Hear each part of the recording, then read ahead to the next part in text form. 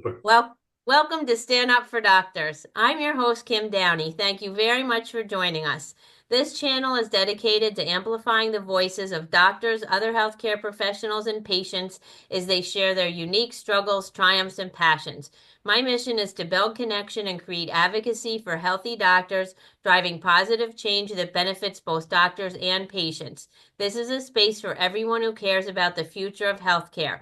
If you appreciate this content, please like and subscribe now. It really helps the episodes reach our target audience.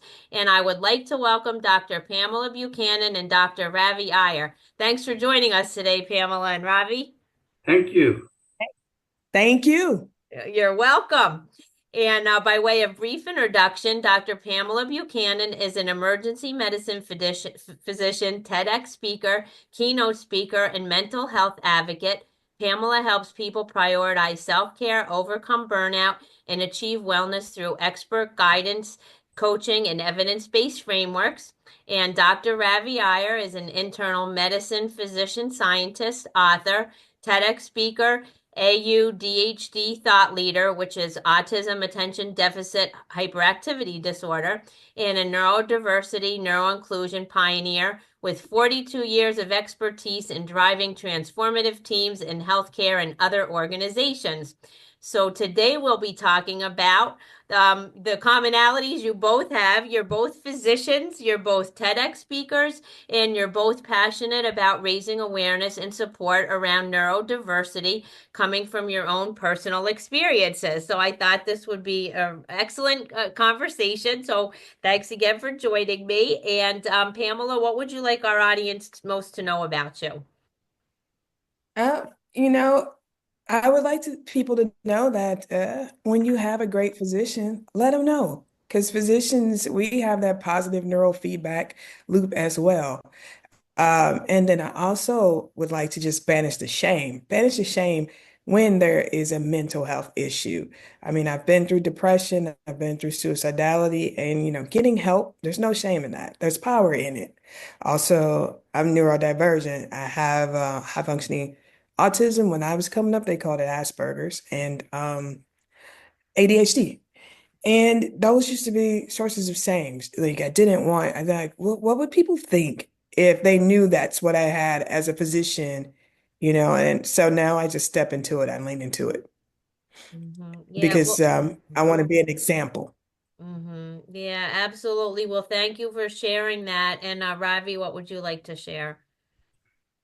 Oh, I actually did not even know that I had AUDHD until I was 58 years old. So I just grew up thinking that I knew I was different, but I didn't know why and I didn't know how. So I just struggled with it, and I just worked harder and harder and harder and flew. Um, but it was quite a burden that I carried. I never felt shame as such, but it was a burden of feeling that you're not the same as everybody else, and not just the same, but also not only not the same. The word I used was I always felt like I was like a kid standing at the window of the candy store looking in. Hmm. I was never in the candy store myself. I was always standing at the periphery of the crowd, looking into the crowd, looking at all the other people having fun interaction, and I'm wondering why is it that I don't fit? Uh, but I had some great advantages that, and I leveraged that into something else. But what I now do is I focus 100% on empowering people to transcend their circumstances. Um, so the area in which I do that is I actually go into companies, whether it doesn't matter if it's healthcare or non-healthcare. I show them how to extract the best out of their teams, out of their in a way that empowers the entire team. I just, today, in fact, the book came out today, Squirrels in My Brain, How to Create Neuro-Empowered, neuro-aligned super teams. And 20% of the workforce estimated to be neurodiverse. And you can't, in this world, you can't go into the future excluding 20% of your workforce. You simply will not survive. Uh, and the other thing is the world of the future is going to move from muscle-based manufacture to mind-based creativity. So essentially what you're going to need is you're going to need um, an ability to integrate teams from with neurodiverse members and neurotypical members in a way that they can function without stepping on each other's toes. And the best way to do that is to learn how to create what I call neuro-aligned niches.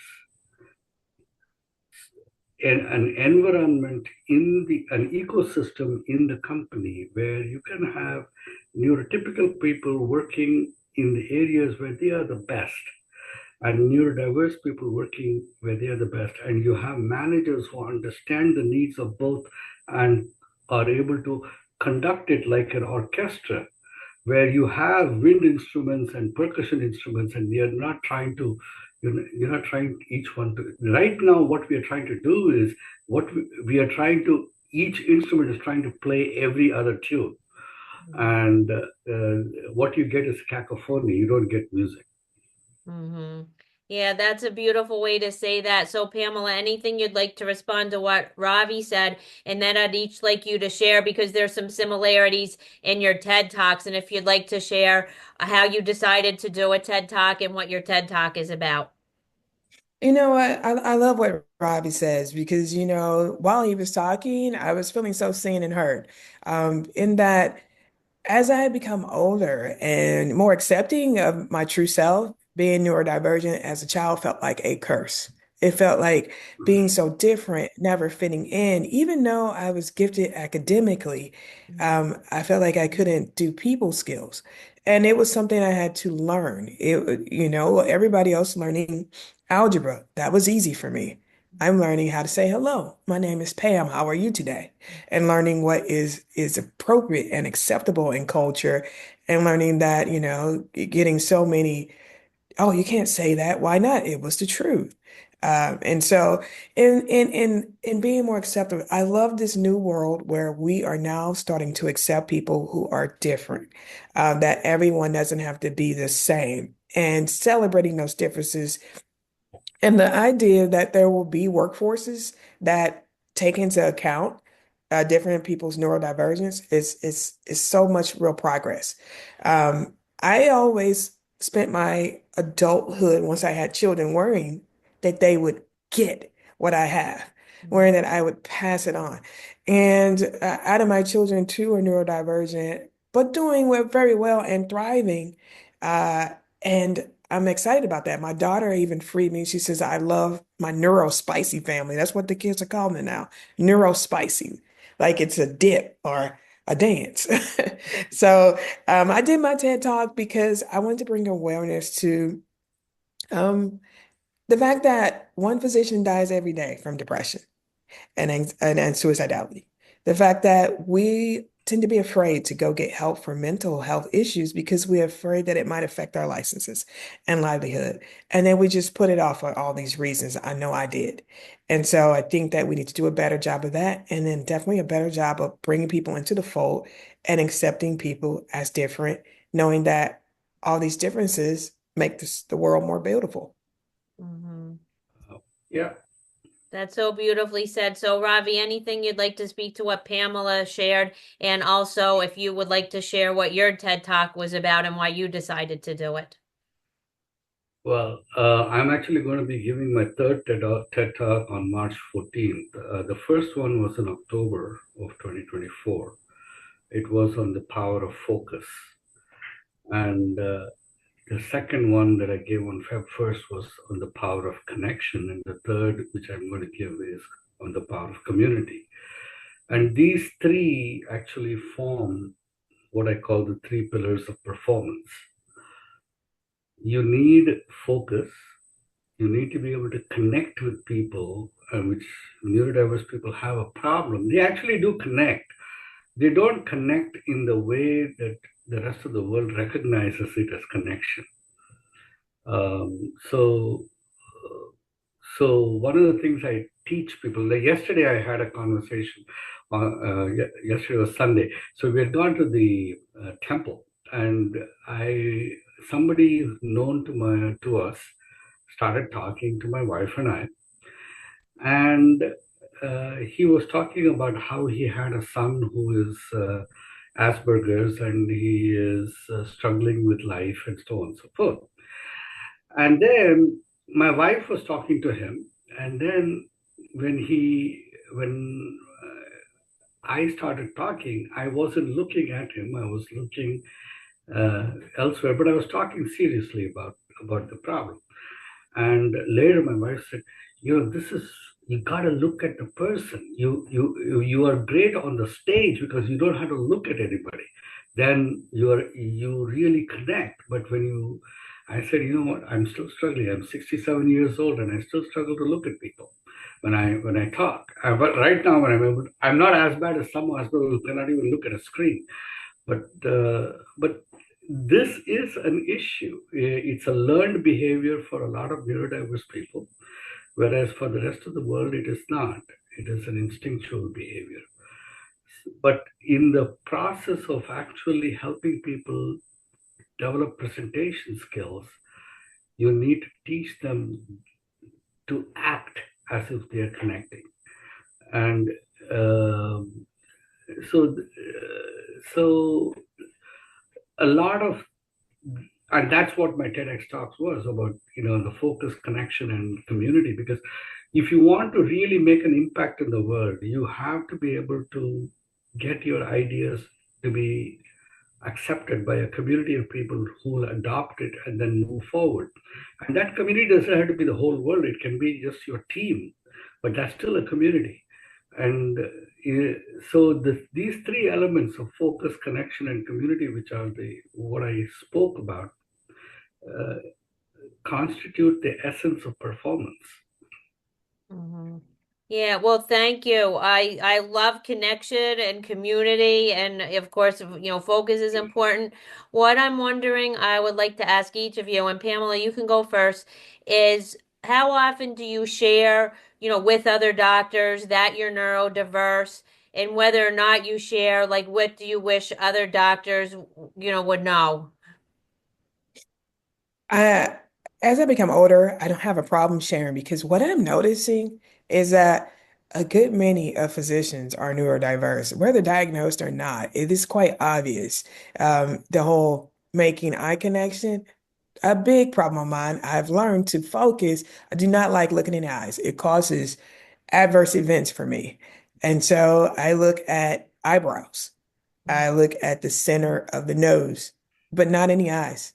Even on camera, I look at the green dot on my phone or I'm on my computer now, but that's what I've learned to do. And so when you're neurodivergent, you learn these different things that come naturally and normally to people.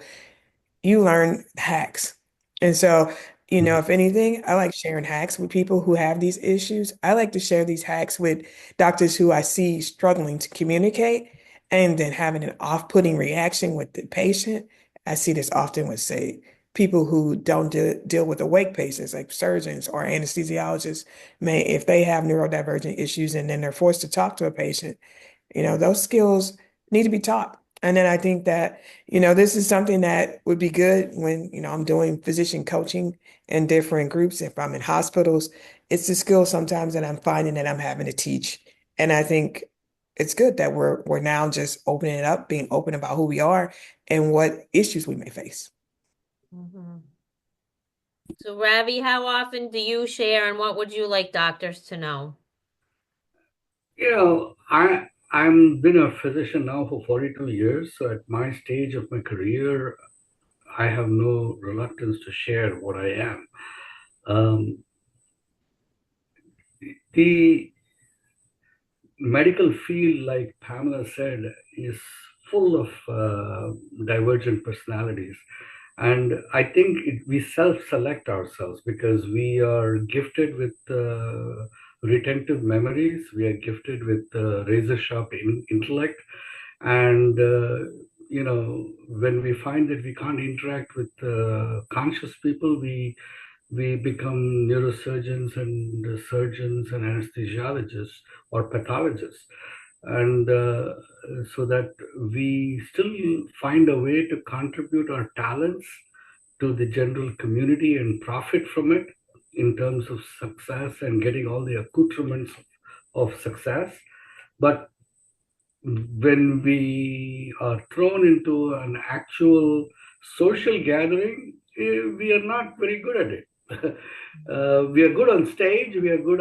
We are good at the lecture circuit. We are good at the academic circuit, but we have a hard time in social surroundings. That's you see that across the board with all physicians, um, and so training them early is probably a huge thing that I now am recognizing as a major thrust of what I need to do. And I would love to be able to go into a medical school and start talking to them early on, at the resident level. Hey, let's teach you some strategies and hacks to make you, add something to your toolbox. It's never going to be natural. Um, it'll never be natural. It'll be always a learned behavior, but better than completely unlearned, chaos. Mhm. I love that teaching early in med school or residency. And I'd also like you both to speak to um, some doctors, as you said, are discovering that they're neurodiverse later in life. Oh So yeah, there may be some doctors listening who never quite realized that, oh, they might be neurodiverse, and it just does present extra challenges. I'm wondering if you'd each like to speak to maybe some things they might want to notice about themselves. You know, it's I go through my day at work with my colleagues going, yeah, he's neurodiverse. Oh yeah, yeah, her. yeah, And yeah. there's a show that I'm watching now called The Pit and on HBO, and there's some characters on there. There's one doctor in particular who, I can tell that they're presenting her as neurodiverse. She has a sister with autism. And, she has different coping strategies. Those coping strategies, the communication skills, the working at it, I think it would be so much easier if this was Yeah. part of medical school and residency training. I think that we would find less frustrated doctors who were happier mentally and who were willing to stay in the field longer. Here's a fear I have. I have a fear that we're currently having a shortage of doctors. Mhm. It's not on the news. It's not part of the scare tactics. We talk about shortages of nursing a lot. I see that on the news often. But we are in dire straits in terms of particularly primary care, the preventative medicine types, Mhm. and we have lost our way as it relates to prevention. And those are primarily the doctors that, need to have people skills, need to learn how to talk to people, explain diagnoses with compassion and care. And these were all learned from me. What you see me being able to carry a conversation, I wouldn't have been able to do that in my teens. And not at the beginning of the end of college, beginning of medical school. No, I wasn't able to do it. And so it's been something that I have had to learn. I've spent a lot of money in therapy and practice, but it should definitely be part of the curriculum. And I'm with you, Ravi. That's something that I aspire to do. I think it's going to take an army of us because I'm committed to the well-being of physicians and that we need to stay in this field longer and we need support from administration to accept the different types and to support us in our work and in our just personhood. Yep. Yeah. So Ravi, what else would you like to speak to? I know you said you discovered it later in life. is there anything that you could share that physicians might identify, for themselves? The one thing that happened when I was diagnosed finally at 58, it set me free. I no longer struggled. For the first time in my life, I knew why I was who I was. And in fact, they actually, it was a psychiatrist colleague of mine who made the diagnosis. And he offered Adderall, and I tried it for about a month, and then I stopped it after that because I no longer needed it to achieve what I needed to achieve. Just the knowledge itself set me free. And now what I do is I approach my life completely differently. When I see myself falling into neurodiverse behaviors, I use it sometimes creatively to achieve a goal. And like, for example, I will go into hyper focus by intention. Like I will go and I'll time block myself for 2 hours. I just finished my third book. I wrote my third book, and I'm now starting my fourth and my fifth. And I write books in parallel. So I'm able to do that because I'm neurodiverse. I can be simultaneously writing 3 books at the same time, moving from one to the other in a single day, without losing my way on any one of them. And that's a skill, which before I would have done it in a haphazard way. Now I do it in a structured way. That brings enormous power in my daily life. Where I'm still working is in the social interactions. That is going to be a lifelong work for me. And I no longer beat myself up about it. I just say, yeah, some people can run 100 meters in 9.9 seconds. So I do it in 19 seconds. That's it. That's no bigger, it's no longer, now that I no longer compare, because there are people in the world who cannot even come close to what I do in certain things. So, so that big shift in acceptance really makes it unleashes your creativity and your talent. Mm-hmm. I love that. It comes with extra gifts and extra challenges, both, right? Yeah. So I love that. Yeah. So there are some doctors who might, be walking around and thinking their their colleagues are on the spectrum, and maybe not knowing how to interact with them, or maybe they avoid them if they think their social skills are a little off, because that starts when you're kids and teenagers and you kind of like avoid people that are different. So I'm wondering if you could each share some advice as to how colleagues could support their neurodiverse colleagues. I would say we all have this information. We know what neurodiversity is. We know the definition. We know it's DSM-4 criteria, but we would be the last to apply it to us.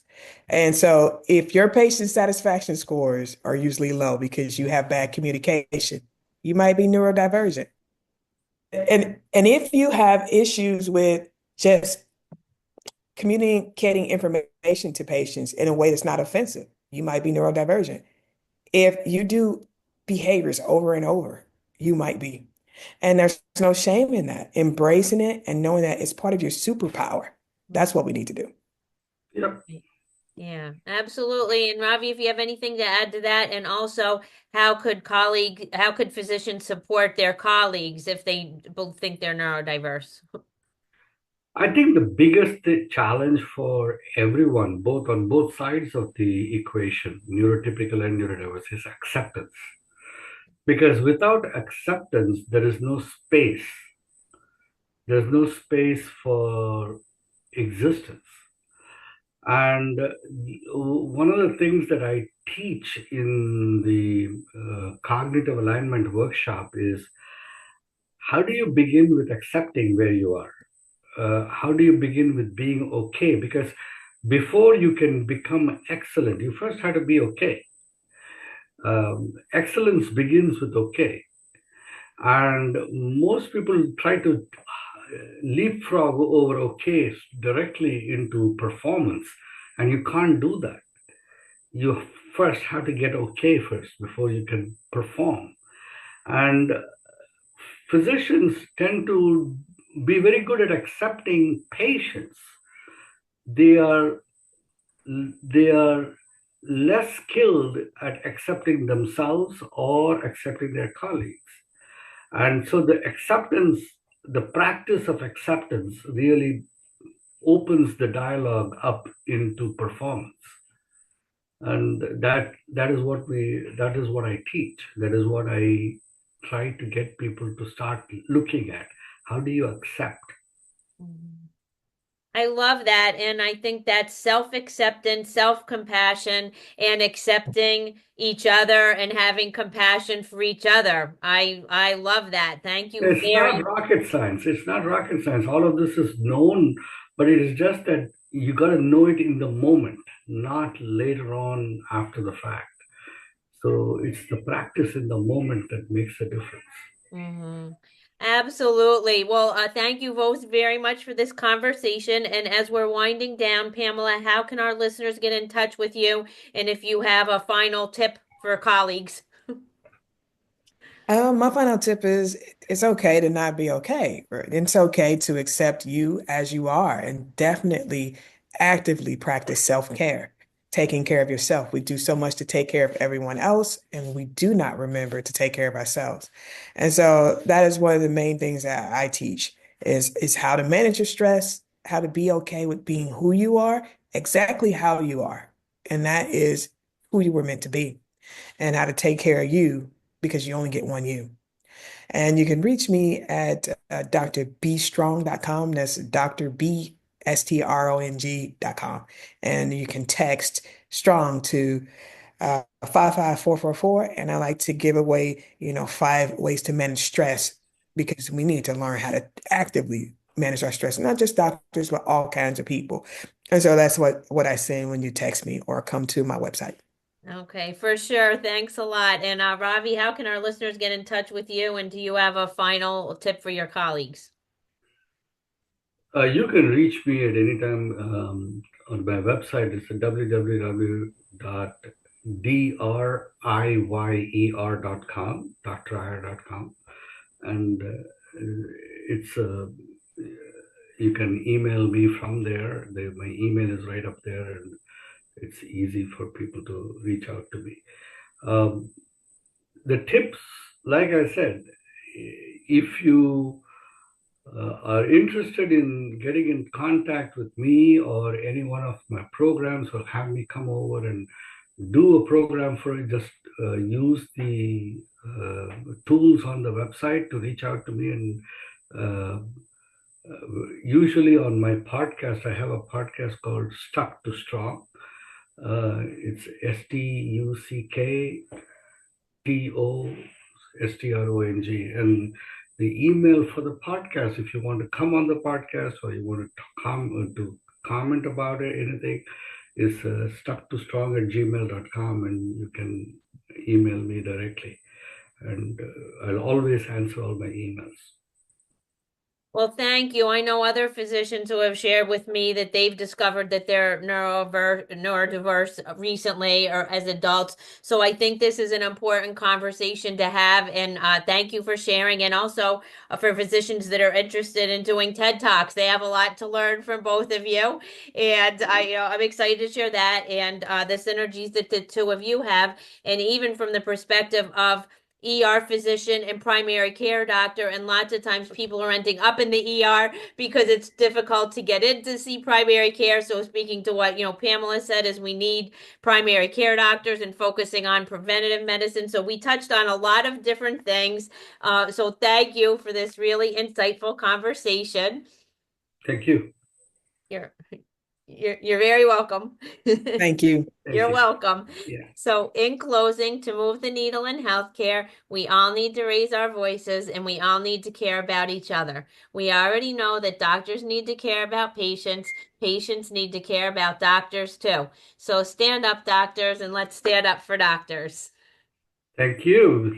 Yes.